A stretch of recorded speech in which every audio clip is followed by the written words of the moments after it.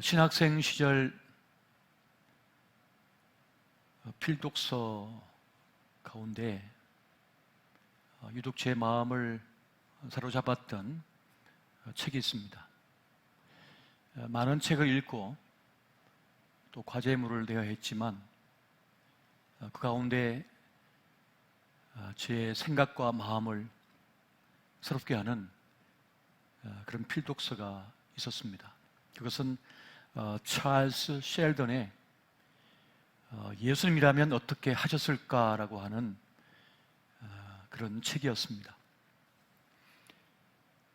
책의 내용이 깊은 신학적인 사조를 담고 있던가 아니면 깊은 어떤 말씀의 논쟁을 가지고 있는 그런 것이 아니었고, 일상생활에서 어떻게 하나님의 사람으로 살아갈 수 있을까라고 하는 과제를 담고 있는 그런 책이었습니다.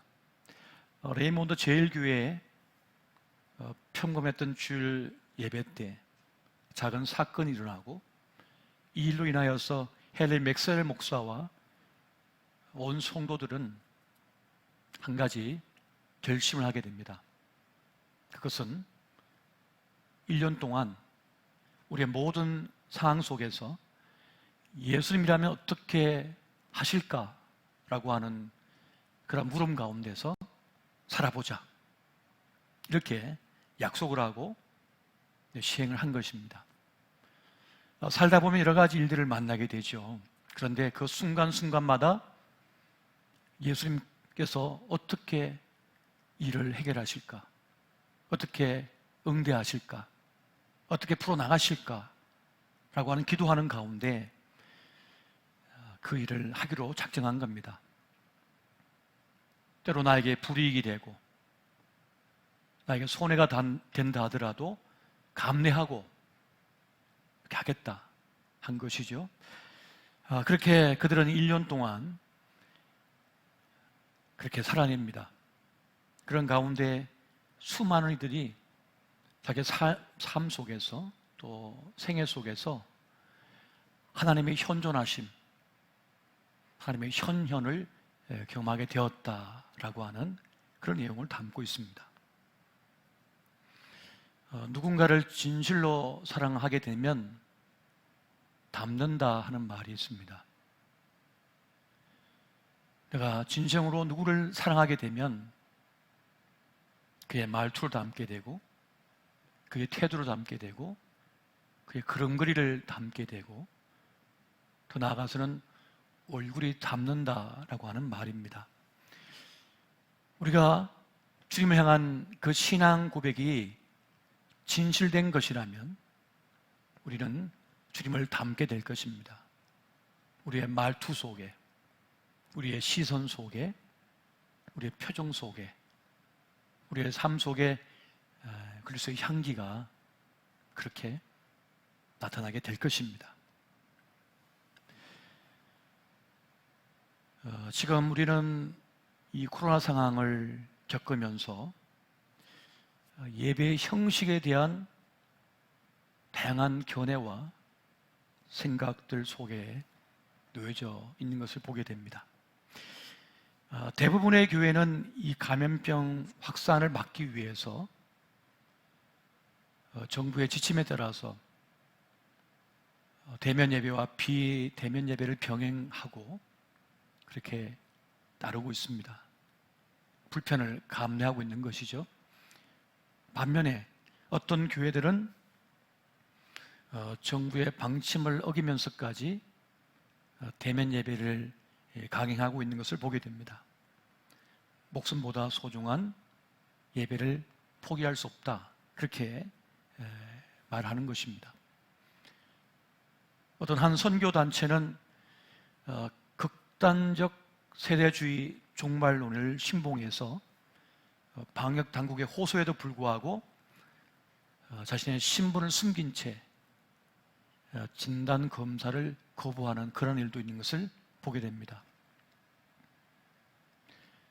선교적 열정이 크고 그리고 참 헌신적이다라고 한 생각을 가지고 있었는데, 이번 사태로 드러난 것을 보니까 230여 년 전에 폐기 처분되었던 666이라든지 짐승의 표를 받으면 안 된다라고 하는 미신적 신앙을 가지고 있는 것이 드러나기도 했습니다. 이러한 일들로 인해서 현재 한국 교회는 대사회적 이미지가 극히 실추되었고 반기독교적인 그러한 인식이 팽배해지고 있는 것을 보게 됩니다. 기독신문을 비롯한 8개 기독교 언론 기관들이 현재 상황 속에서 종교에 대한 인식을 조사를 했습니다. 그 결과는 참혹합니다. 대표적인 3개 종파 중에 기독교는 가장 바닥에 내려가 버리고 말았습니다. 특히 20, 30대 젊은 세대와 학생들, 10대들이 기독교 교회를 아주 나쁘게 그리고 반사회적인 그러한 단체로 인식하고 있다고 하는 결과가 나타났습니다. 안타깝게 거지없는 상황이 아닐 수가 없습니다. 그럼에도 불구하고 이 대면 예배를 강행하겠다고 하는 분들은 이 비대면 예배는 예배가 아니라고 하는 인식을 가지고 있는 것을 보게 됩니다. 오직 현장에 와서 예배해야만 그것이 하나님께서 받으실 만한 예배가 된다라고 하는 것이죠. 근데 정말 그러한가? 우리가 성경적으로 살펴볼 필요가 있겠습니다. 여러분, 성경을 보게 되면 히브리인들의 하나님 야훼 신앙, 그 여호와 하나님께서는 당시 이방 신들과 차별화된 그러한 모습을 가지고 있던 것을 보게 됩니다. 이방 종교의 신들은 하나같이 장소, 기속적 존재들이었습니다. 특정한 장소, 특정한 부족에게 머물면서 복과 화를 주는 그러한 신들이었다는 거예요. 그러니까 부족신이었던 거죠. 근데 반면에 여호와 하나님은 처음부터 지역을 넘어서고 인종을 넘어서서 이 지구를 넘어서 우주를 창조하시고 모든 세대를 구원하기를 원하시는 전지전능하신 하나님이시다. 무소부재하신 하나님이라고 하는 것이 성경에 가르치는 바입니다. 성전을 지어서 봉헌한 솔로몬조차도 감히 성전에 어떻게 하나님을 담을 수가 있느냐라고 하는 고백을 하고 있는 것을 보게 됩니다. 하나님이 참으로 땅에 거하시리이까? 하늘과 하늘들의 하늘이라도 주를 용납하지 못하겠거든 하물며 내가 건축한 이 성전이오리이까? 감히 하나님을 이 성전에 담을 수 없다는 겁니다. 그걸 넘어서는 분이기 때문에 그렇습니다. 그렇게 우리가 믿는 하나님께서는 어떤 민족, 어떤 지역, 어떤 건축물, 어떤 사상에 머물 수 없는, 국한시킬 수 없는 분이라고 하는 사실입니다. 여러분, 구약시대의 성막과 성전, 오늘날의 교회 존재하는 이유가 무엇입니까? 그것을 예배하는 이유가 무엇일까요? 그것은 오직 한 가지 목적 때문입니다. 그것은 만남 때문입니다. 만남. 주님과의 만남이에요. 하나님께서는 거룩하게 구별된 그 장소에서 우리를, 자기 백성을 만나시길 기뻐하셔요. 그리고 그것을 향하여 마음을 두라고 말씀하신 것이 사실입니다. 하지만 비상시에는 자기가 각자 처한 처소에서 하나님의 이름을 부르고 예배하는 것을 기뻐하시고 함께 하셨습니다. 남유다 왕국이 멸망하고 북이스라엘이 멸망하고 포로로 끌려가 그 바벨론 강가에 서 있던 이스라엘 백성들은 그곳에서 눈물을 흘리며 하나님을 찬양합니다. 주의 이름을 부릅니다. 하나님께서는 그곳에도 함께 하셔서 그들의 예배를 받으셨고 그들을 축복하셨습니다. 여러분, 지금은 비상한 때입니다. 비상한 시국입니다. 여러분, 병원의 현장을 보셨습니까? 유럽이나 미국이나 그리고 이 한국이라도 수도권의 병원을 가보셨습니까? 응급실에 가보셨습니까? 지금은 전쟁터를 방불하는 찰나의 생가사가 오고 가는 그런 상황이 벌어지고 있습니다. 여러분, 하루에도 수천 명의 사람들이 지금 죽어가고 있습니다. 지난 세기 유럽의 흑사병과 미국의 스페인 독감 때에 지구 인구의 3분의 1이 사라졌다고 하는 사실을 우리는 잊지 말아야 합니다. 현재 독일은 200만 명이 넘는 확진에 사망자는 4만 5천 명을 넘었었다고 합니다. 영국은 288만 명이 확진되었고 사망자는 7만 6천 명을 넘었었다고 합니다. 미국은 2,300만 명이 확진되었고 사망자는 39만 2천 명을 넘었었다고 합니다. 한국은 7만 1,000명 확진에 사망자는 1,230명을 넘었었다고 합니다. 제가 지난밤 세계 통계를 살펴본 결과입니다. 여러분, 세계적으로 보면 이 코로나로 사망한 사람은 201만 명이 지금 넘어선 것입니다. 이것이 단 1년 만에 사망한 숫자입니다. 앞으로 얼마나 더 많은 생명들이 사라질 것인지 가늠할 수가 없습니다.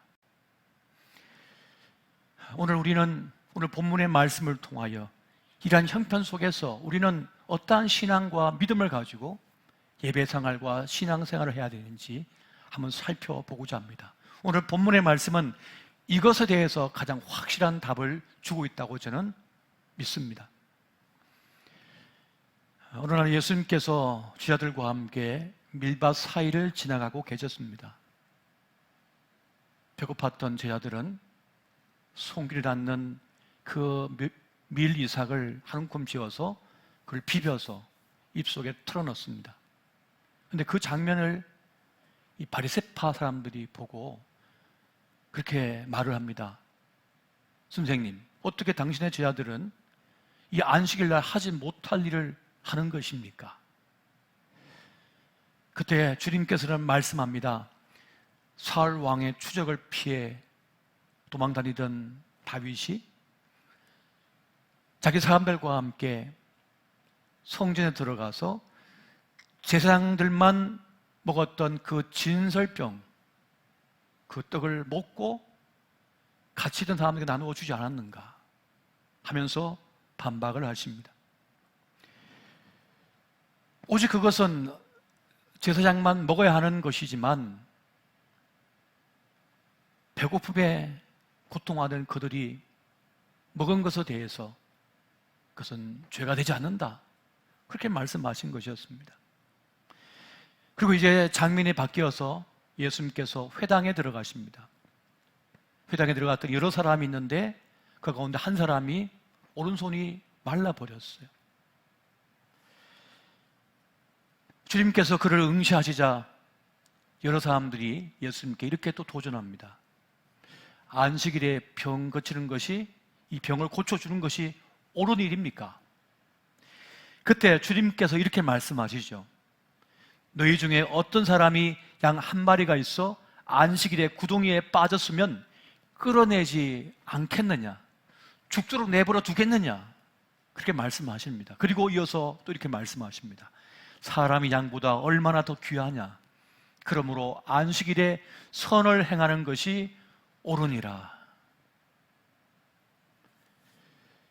이 장면에서 마가는 예수님께서 진노하셨다, 이렇게 기록을 남기고 있습니다. 그들의 마음이 완악함을 탄식하사 노하심으로 그들을 둘러보시고, 우리가 예수님의 공생의 사역을 살펴보게 되면 화를 내실 때도 있습니다. 하지만 몇 번 되지 않으셔요. 대부분은 온화하시고 자애로우시고 사랑에 넘치셨습니다. 근데 이 장면에서만큼은 주님께서 노하셨습니다. 왜요? 그들의 굳어진 마음, 그들의 완악함을 보셨기 때문이라고 말씀합니다. 여러분, 예수님께서 미워하시는 것이 있습니다. 그것은 자기의에 도취된 자들입니다. 스스로 의롭다고 여기는 태도에 대해서 주님께서는 진노하셨습니다. 여러분, 삶은 원래 모호한 것입니다. 그래서 갈피를 잡기 힘들 때가 참 많습니다. 그런데 정답을 안다고 말하는 이들이 종종 등장합니다. 스스로 선생이라 자처하면서 자기는 모르는 것 하나 없는 것처럼 행동하는 이들을 만날 때가 있습니다. 특히 거짓 선지자, 거짓 선생들은 한결같이 자만심에 가득 차 있었습니다. 그래서 남을 정죄하는 데 익숙합니다. 나는 너희들과 다르다. 우리는 다 알고 있다. 자신은 차별화된 존재인 것처럼 생각하는 그런 이들이 있다는 겁니다. 나는 누군가를 다 알아. 나는 이 교회를 다 알아. 대단한 신앙을 가진 것 같지만 그 종교적 열심 속에는 진정한 사랑이 없습니다. 주님의 사랑이 없습니다. 그들 눈에는 병자가 들어오지 않아요. 아파하는 그들의 심정이 느껴지지 않습니다. 다른 그들의 불편함은 눈에 차지도 않아요. 들어오지도 않습니다. 하지만 예수님께서는 그들의 고통의 현실을 해석하고 분석하는 것이 아니라 같이 있어주시고 함께 아파하시고 그들을 품에 안으셨습니다. 이것이 주님의 사랑이셨습니다. 주님께서는 말씀하십니다. 사람이 안식일을 위하여 있는 것이 아니라 안식일이 사람을 위하여 있는 것이다. 이것이 바로 주님의 가르치심이었습니다. 법이 사람을 위하여 있는 것이지 사람이 법을 위하여 있는 것은 아니다. 이것이 바로 주님의 말씀이셨습니다. 배고픔 때문에 만성적 영양실조에 걸려져 있었던 그 1세기 팔레스타인의 상황을 다 아셨던 주님께서는 그들의 아픔을 아셨던 겁니다. 여러분, 당시에는 농사를 지어도 살인적인 세금에 다 뺏겨버렸습니다. 그물을 던져서 물고기를 잡아도 물고기의 숫자에 따라서 세금을 뜯어갔습니다. 살아내기가 너무 힘든 시대를 살아갔던 거예요. 그때 주님께서는 그들의 배고픔과 아픔과 만성적 영양실조 때문에 그릴 수밖에 없는 질병으로 고통하는 이들을 불쌍히 보신 것이었습니다. 여러분, 무슬림들에게 있어서 이 라마단은 절대적인 것입니다. 이슬람 달력으로 9번째 달에 햇달 무렵부터 해질 무렵까지의 이 기간 동안은 금식을 해야 되는데 육체와 정신을 신의 뜻에 맞게 단련한다고 하는 의미를 가지고 있습니다. 하지만 이 라마단에도 제외되는 예외가 있습니다. 임산부, 병자들, 그리고 여행자들은 제외가 되었습니다. 무슬림도 이러할진데 자비하심이신 그 주님께서 마땅히 불쌍히 일자를 불쌍히 여기는 것을 얼마나 귀하게 보실까요? 지금 고통당하는 자, 고통을 겪고 있는 자들의 말이 진실이다 라는 말이 있습니다. 지금 비명을 지르는 그들의 그 신음소리가 진실된 말이라는 겁니다.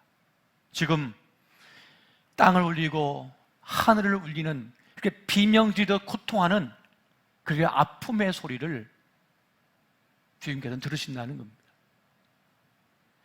예수님은 상한 갈대도 꺾지 않으시고 꺼져가는 심지도 끄지 않는 그런 주님이시라고 말씀하고 있어요.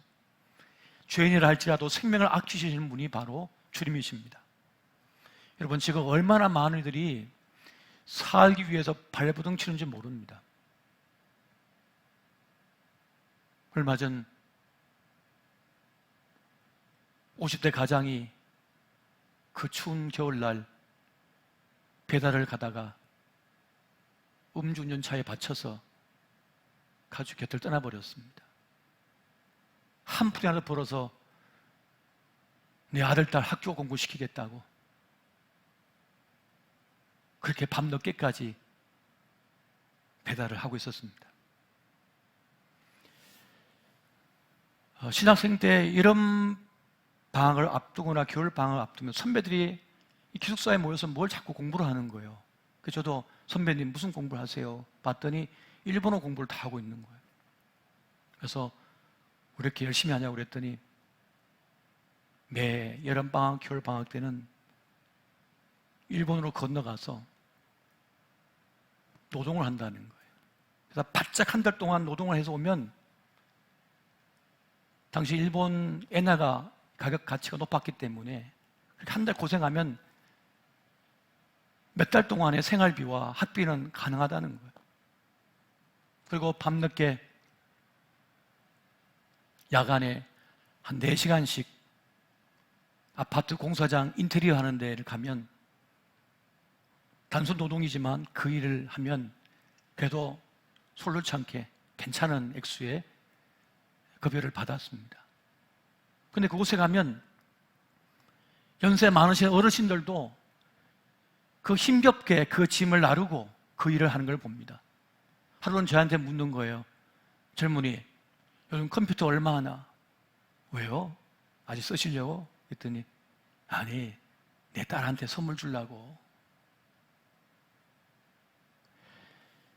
자기는 못 먹고 못 입어도 내 자식만큼 공부시키겠다고 그 험한 노동일을 마다하지 않고 하고 계셨습니다. 주님께서는 그렇게 애쓰고 수고한 이들을 참으로 귀하게 여기셨고 그들을 품에 안으셨습니다. 에베소서 5장에 이렇게 말씀합니다. 그러므로 사랑을 받는 자녀같이 너희는 하나님을 본받는 자가 되고 그리스도께서 너희를 사랑하신 것 같이 너희도 사랑 가운데서 행하라. 그럼 우리를 위하여 자신을 버리사 향기로운 제물과 희생 제물로 하나님께 드리셨느니라. 여러분, 지금 중요한 것은 사람들이 눈이 아닙니다. 사람들의 눈이 아닙니다. 세상의 교회를 어떻게 보느냐가 중요한 게 아닙니다. 세상의 교회를 무시하는 것이 중요한 게 아닙니다. 주님께서 교회를 어떻게 보시는가, 이것이 중요한 것입니다. 내 교회 맞냐? 그리스도의 몸된 교회가 맞냐? 주님께서 교회를 어떻게 보시는가, 이것이 중요한 것입니다. 여러분, 하나님께서 어디가 부족한 분이 아닙니다. 주님은 영광 그 자체십니다. 영광의 광채 자체이신 거예요. 우리가 찬송을 안 부른다고 영광이 사라진 게 아닙니다. 그분은. 여러분, 우리가 주님께 영광을 돌린다고 합니다만 주님께서 가장 영광 받으실 때가 언제일까요? 하나님의 이름이 정말 높아질 때는 언제일까요? 그것은 세상의 문영혼들이 주님을 칭송할 때입니다. 이같이 너희 빛이 사람 앞에 비치게 하여 그들로 너희 착한 행실을 보고 하늘에 계신 너희 아버지께 영광을 돌리게 하라. 사드락과 메삭과 아벳노고가 풀무불에 던져졌지만 주님께서 함께하셔서 살려내셨습니다. 그때 이방의 왕도 너희 하나님을 높이리라 찬양하리라 하면서 노래를 부릅니다. 요셉의 착한 행실과 충성으로 보디발의 집을 돌볼 때에 보디발은 요셉을 통하여 하나님을 경험했습니다. 하나님을 느꼈습니다. 하나님의 영광이 가장 높아질 때는 믿지 않은 이들이 하나님을 경험할 때, 하나님을 충성할 때입니다.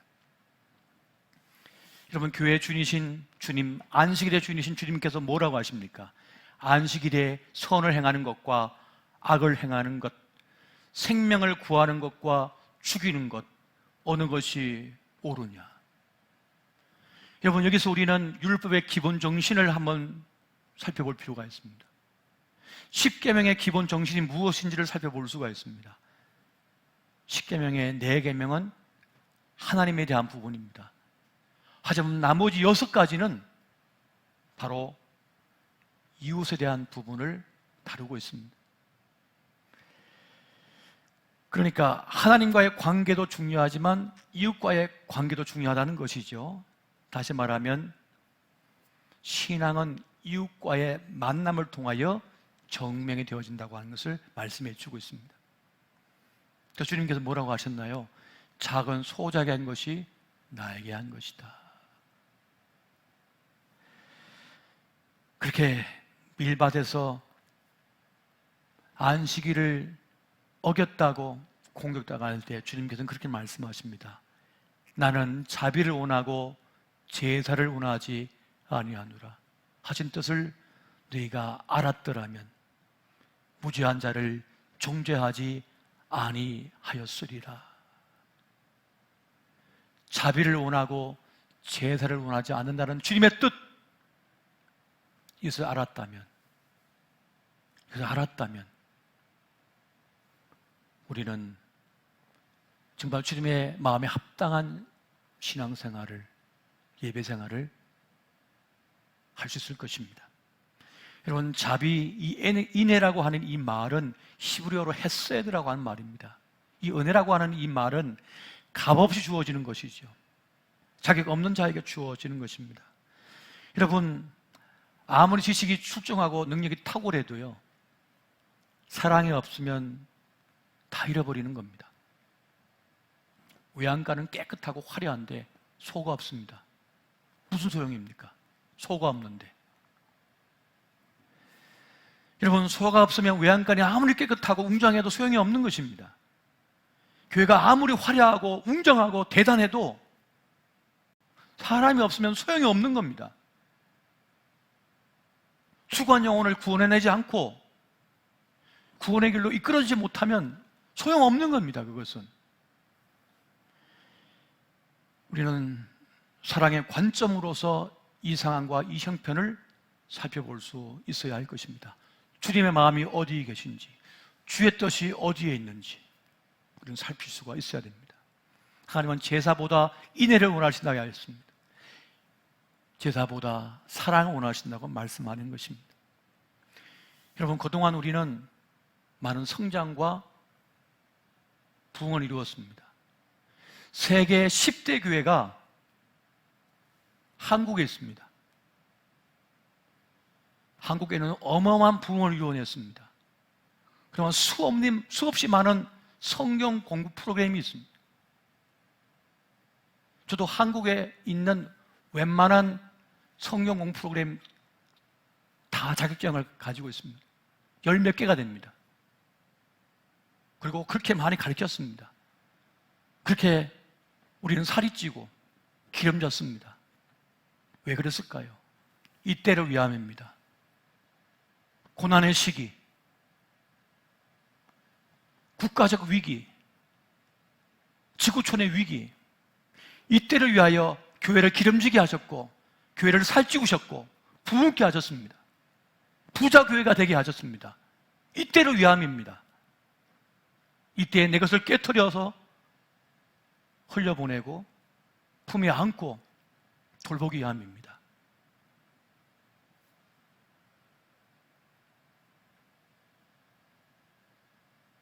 한 분이 쓴 글을 보니까 이런 내용이 있어요. 혹한의 날씨 속에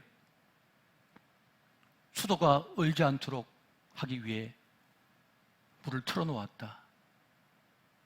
그랬더니 동파되지 않았다.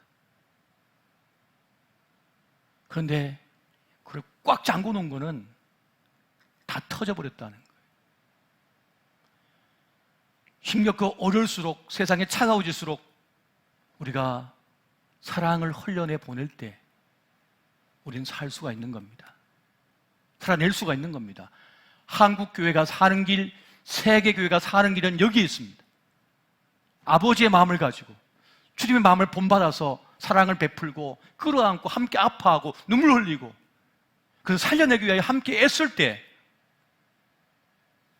그때 우리는 살아날 수 있습니다. 복음의 기회가 되는 거예요.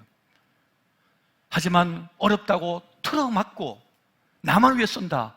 그러면 영적 동맥경화에 걸려서 쓰러져 버립니다. 한국교회가 사느냐 죽느냐가 여기에 달려 있습니다.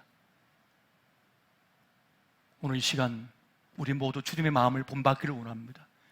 주의 마음으로 이 세상을 바라보기를 원합니다. 그렇게 앞으로 함께 나누는 진정한 교회 되기를 소망합니다. 이 은혜가 함께 하시기를 예수 이름으로 축원드립니다.